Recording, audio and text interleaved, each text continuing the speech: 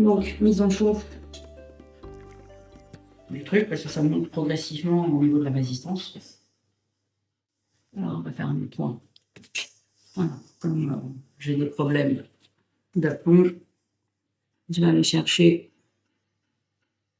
pour faire une stimulation sur le VB34. J'ai des relâchements ligamentaires.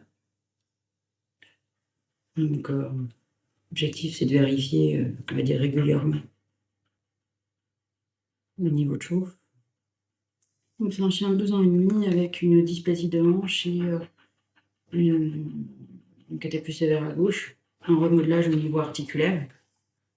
Donc là, tête fémorale, je vais chercher VB30. On va travailler sur l'oncologie. L'intérêt de commencer par VB34, point réunion des tendons.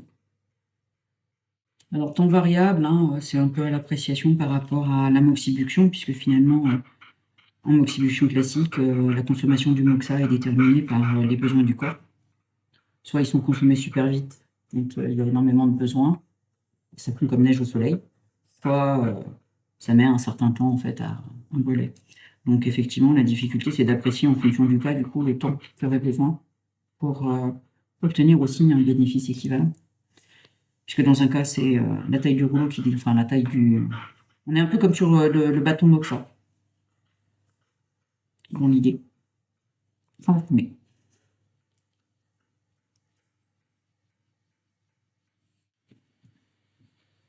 Et sur un chien qui sera un peu douloureux, on n'empêche d'aller faire le petit V660, le petit point aspirine.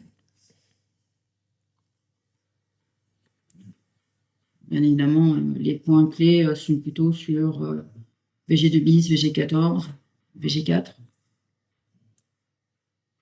Et là, en l'occurrence, vous verrez rien sur la vidéo si j'avais dû le faire. Donc voilà, super bien toléré par l'animal, hein, parce que c'est pas un modèle de patience. Donc, il y a trouvé son compte, même si c'est sur différents secteurs de ses pattes. For more information, please visit www.sedatelec.com.